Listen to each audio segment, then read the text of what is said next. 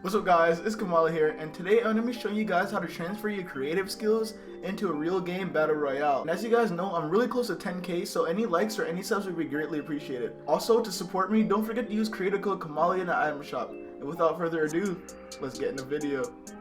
What's up guys? And as you guys know, creative and battle royale can be very different at times, as you have an infinite mats or infinite shields and infinite ammo. It can get really different playing creative versus a real match. Not to mention the feeling of pressure versus just having fun. I've noticed a lot of comments, or just in the community in general, of people saying about how good they are in creative, but when it comes to real match or competitive, they just choke. Now, even I struggle with this, but it's a lot of different factors as to why your creative skills don't transfer, especially instead of just raw mechanics. Now, it's a lot of different influencers into this, and two influencers is Sway and Psycho. Now, the reason I say this is because they're arguably the best creative warriors, or some of the best creative warriors, and recently they've been doing good into FNCS, which is a competitive playlist. Now, they're players that are constantly in creative mode, they're not really ever scrimming, but they seem to do well in some of the best competitive game modes. Now, when a lot of you guys think about transferring your skills from creative to a real game, you guys only think about raw mechanics. And the reason I say that is because no one think about all the other issues that switching from creative to a real match causes. The first aspect we're going to be talking about is PC specs. So, as you guys know, not everyone has the best computer. So when you're running creative, your game tends to run so much better in creative than it does in a real match. It's not only because of your computer, but it's also because of server issues, because it's more people in a real match than it is into creative. Like for example, I get like 250 FPS in creative, but when it comes to a real match, I get like 144 to about 180 FPS on an average. Not to mention all the different FPS drops that can drop it all the way down when you're into different buildings or different build fights, and it can be really difficult. Now, the reason why this is hard into transferring your skills is because you've been practicing for hours into creative on like really good FPS, and then when you get into a different game, it just doesn't feel the same. So eventually you'd have to change your playstyle to either a little bit slower or just a little bit more passive, because you're not getting that same FPS. Now, obviously the easiest way to fix this would be to get a different computer, but that's not the case for some people because computers are expensive and it's not that easy to get a new one. But if you're balling and you do got that extra money in hand to upgrade your GPU or upgrade whatever you need for your FPS to be better in both creative and in-game, I would recommend you do it. But for the other people who can't easily do that, what I recommend you guys doing is, instead of playing your FPS on unlimited or whatever you played on creative, go into a real match, see what your average FPS is, and that's what you want to switch it to on creative. So eventually, whatever FPS you're playing on in game, you're going to be used to it even when you've been using it in creative mode. Now obviously you don't have to do that, because why would you want to play on worse FPS when you can easily be playing on better one in creative, because it's obviously fun.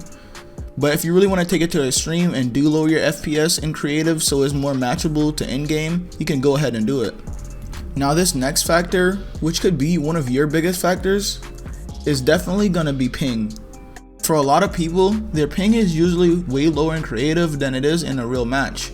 Some people it differs, or some people it just stays the same, but for a lot it's different in each match. Like for example, I always get 0 ping in creative, but once I get in a regular match, I normally average like 15 to 25 ping, but when it's a little bit of people left, sometimes it'll go down to 0.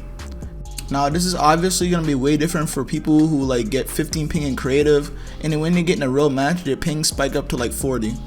Now the reason why this is so bad is because if you're in creative and you're godly just taking everyone wall, and all the moves that you consist of is taking walls and editing and killing people, it's going to be so much harder to do it in a real match. So if you're playing on 15 ping in creative, and you're used to taking walls, but then you go ahead and can't do it in a real match, that's definitely going to take a toll on your playstyle.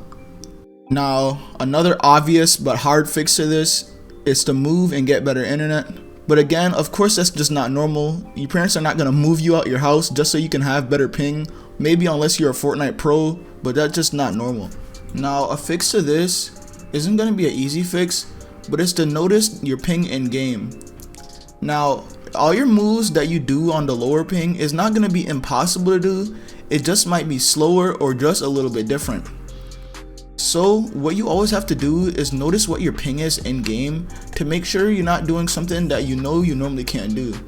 Like for example, I always try to do like a mongrel classic, but never notice that my ping is a little bit higher and my FPS is a little bit lower, and I can't just click the buttons as fast as I normally do in creative because it's obviously not going to register the same in a different match. Now another thing you can do is watch a lot of pros who play on higher ping.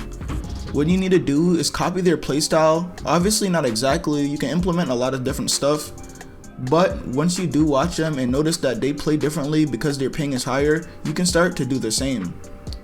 Now, let's say your game is fine inside of creative and inside of a real match, but you just can't seem to transfer your skills, then it could just be your mentality.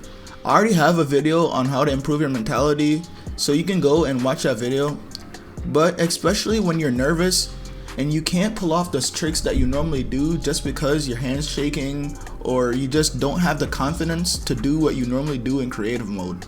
Now, I'm not gonna go too much into the mentality as that's a whole different topic and I've already made a video. But the easiest way to try to fix this is whenever you play, just W key and try to play for fun. Now, when you do this, it'll start taking more stress off yourself because you're not thinking too hard about everything.